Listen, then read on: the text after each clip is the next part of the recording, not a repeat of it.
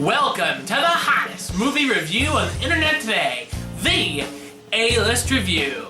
I am your host, the Game Changer, Wes Troop.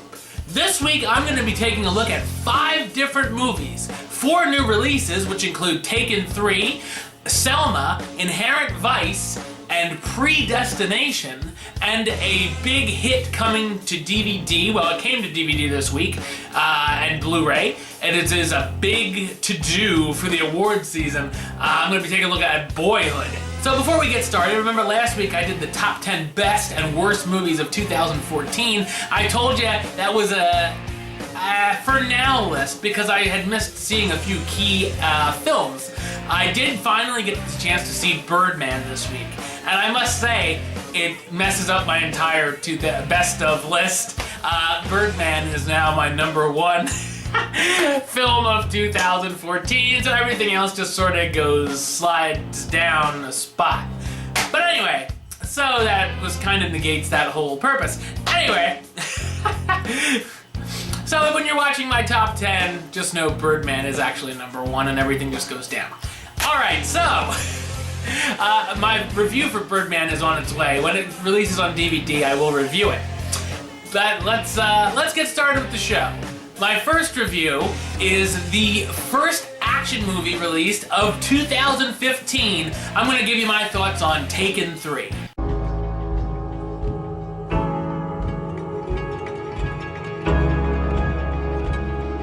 The man with a particular set of skills is pushed to his limits when someone makes things even more personal than they've been before. After finding his ex-wife murdered in his apartment, Brian Mills is framed for the crime and not only goes on the run, but tries to find the true culprit and extract his vengeance. So what did I think of Taken 3? I thought it's an enjoyable action film.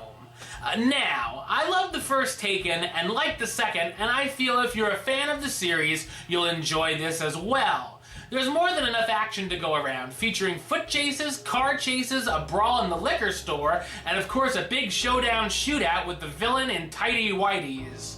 For some odd reason. Whatever. The story has enough twists and turns to keep things interesting, and also some heart with scenes between Mills and his daughter. Liam Neeson returns as Brian Mills and splits quite a few wigs along the way while trying to clear his name for a crime he didn't commit. I'm a big Neeson fan, and as long as he keeps making action, or any films for that matter, I'm game. Minus Battleship, of course. Forrest Whitaker co-stars as Frank Dotzler, the inspector trying to bring Mills in. Maggie Grace is Kim, Brian's daughter, who knows he's innocent and is also holding a big secret from her dad. Famke Janssen as Lenny, Brian's ex-wife, who is the unfortunate victim. Doug Ray Scott as Stuart St. John, Lenny's new husband, who gets into some serious debt. And Sam Spruill as Oleg Malenkov, the evil Russian mobster, who evidently wears the tighty whities. While it's nowhere close to being an action masterpiece, Taken 3 is a fun popcorn flick that does its job, which is to entertain. I'm gonna give it the rating of do it. Yes, I know, I'm one of the few people actually out there that like Taken 3 in the critic world. But it's fun. The next film I'm going to take a look at has got some big Oscar buzz this year, and it was just extended into wide release this week. These are my thoughts on Selma.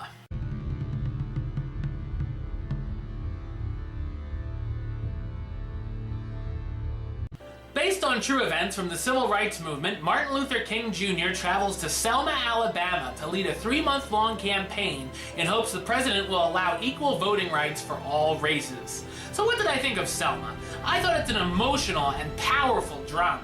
As I said with recent films such as 12 Years a Slave and Lee Daniels' The Butler, it's hard for me to fathom we acted this way against the other people as a society not too long ago. The film showcases the horrible racism in the 1960s South, from unfair politicians to police forces beating down men, women, and children to stop their peaceful protests. There are scenes that are hard to watch, but shows the younger audience exactly what the times were like. We also see the actual footage from the epic march from Selma to the Montgomery Capitol.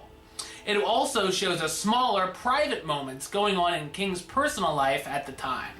David Oyelowo is outstanding as Dr. Martin Luther King Jr., the civil rights activist and reverend fighting for equal rights. There's no doubt nominations will be on the way for his performance this award season. Carmen Ejogo plays Coretta Scott King, Martin's wife who stands by him through the good and the bad. Tom Wilkinson as LBJ, the president at the time, who says he has bigger problems than Martin's to worry about. Tim Roth as George Wallace, the racist governor not in favor of equal voting rights. And Oprah Winfrey as Annie Lee Cooper, a woman who just wants the chance to vote. Selma is a sometimes haunting portrayal of this time period and will no doubt be played in high school history classes for years to come. I'm going to give it the rating of A-list approved. It's definitely something to check out. Alright, so that's 2 positive reviews so far for this week. Can we keep it going? You're going to find out. Alright, so next up, I'm going to share my thoughts on a film that was in limited release. It's now been extended to wide release this week. These are my thoughts on Inherent Vice.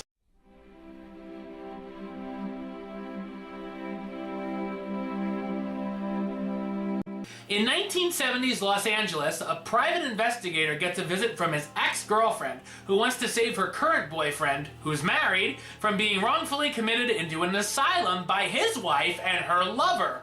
Yeah, not just the first couple minutes. Inherent Vice is a bizarre and tedious mystery drama. This is based on a novel by Thomas Pynchon, who I wasn't familiar with, but I've learned he can be pretty incoherent. There is a lot going on here. The investigator trying to figure out the disappearance of his ex and her new man, getting called to solve another disappearance of a man who might already be dead, drug cartels, Ouija boards, and even talk about the Bermuda Triangle. Needless to say, the plot is all over the place, and almost feels like they're trying to have it not make sense. Many people have given up halfway through and just take in the weirdness and dark humor of the film, but I found it frustrating. This is all spread out through a tiring 2.5-hour runtime. The cast all do nice work, though, starring Joaquin Phoenix as Doc Sportello, the stoner private investigator trying to solve his latest cases, Josh Brolin as Bigfoot Bjornsson, a detective who keeps a watchful eye on Doc and also moonlights as an actor by night, the beautiful Catherine Waterston as Shasta, Doc's ex who goes missing, Owen Wilson as Coy, a saxophone player who may or may not be dead, Reese Witherspoon as Penny, Doc's new lady friend who's also a deputy DA, Jenna Malone as Hope, Coy's wife, who wants to know his whereabouts, Benicio del Toro as Sancho, Doc's best friend, and Martin Short as Dr. Rudy Blatnoyd, a dentist who goes for a fun ride with Doc. There's no denying Inherent Vice is original, and it will have its fans, but it's definitely an acquired taste. I'm gonna give it the rating of meh. You know, it's okay. It's a wild movie. Is it worth 2.5 hours of your life?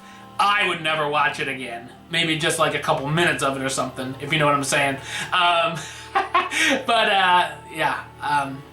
If you're interested in that film, take a chance on it, but if you're not, then stay away.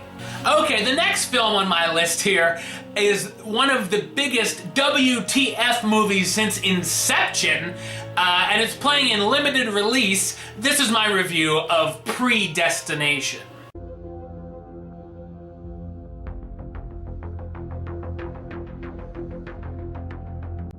In the age of time travel, an agent working for a secret bureau is sent to travel back through time in order to stop a dangerous bomber from committing their mass attack that will cost thousands of lives. So what did I think of Predestination? I thought it's a mind-bending sci-fi drama. The film starts out strong, and we enter a world where time travel is possible. Agents travel through time with a machine disguised as a violin case and can go and stop crimes before they even occur. Without spoiling too much here, our agent goes back and has a conversation with a man known as the Unmarried Mother, or John, who used to be a woman named Jane and is obviously important to the case. We hear John's story from the beginning of being left on the steps of an orphanage, to being accepted to an elite school called Space Corps, to meeting a man and becoming pregnant, then finally finding out because of the birth she has to become a man. I must say I was interested in the film and even thought it could have been one of my hidden gem picks for the year. However, in the final act, things get weirder by the minute. During the time traveling of the characters, we learn bizarre facts from the characters' lives and twists that don't necessarily make sense. Although I'm sure many of you will tell me otherwise. The cast stars Ethan Hawke as the bartender, the agent sent back on his last mission before retirement, trying to stop the criminal known as the Fizzle Bomber, and a standout performance from newcomer Sarah Snook as John/Jane, who might be able to go back and change the way his life has panned out. While sure to be a cult classic amongst some viewers, I found Predestination to travel down unsatisfying directions that made it fizzle. I'm gonna give it the rating of meh. Once again, I thought it was just okay. Started out strong, but got wild, a little too wild for my liking. Alright, and finally, coming onto DVD and Blu-ray this week is an award season favorite. A favorite going into this Sunday's Golden Globes. This is my review of Boyhood.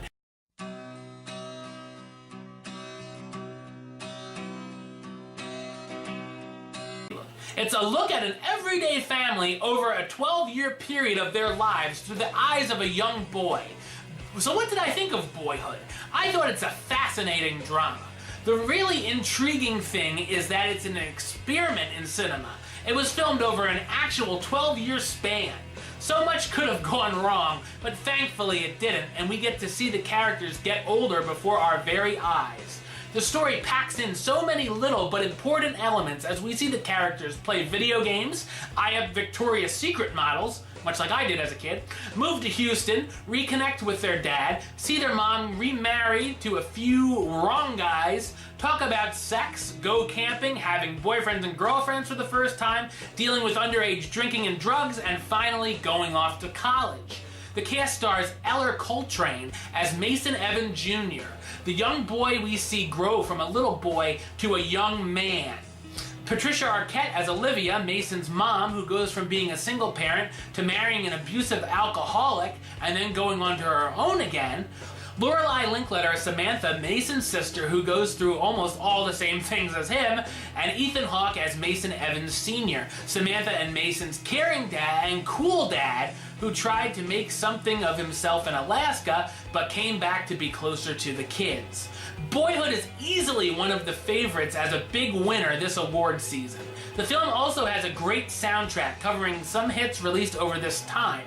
Clocking in at almost 3 hours, I'm not sure Boyhood is something I'd watch over and over, but it's one of the most honest and interesting films this year, or last year, and a movie everyone should see at least once in their lifetime. I'm gonna give it the rating of A-list approved. It gets the A-list seal of approval.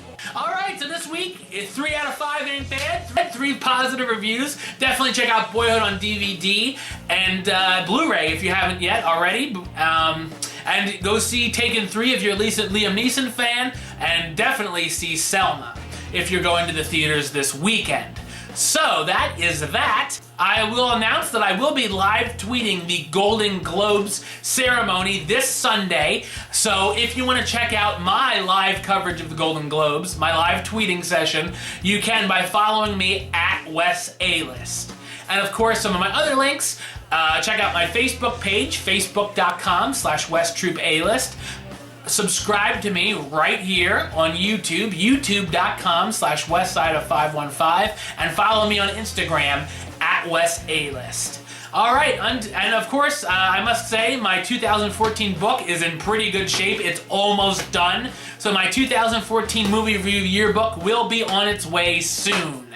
So definitely, I will keep you all updated when I get more info on that. So come back and join me next week where I'm going to have more reviews of whatever's in theaters and possibly DVD or Blu-ray. Until next time, Troop out.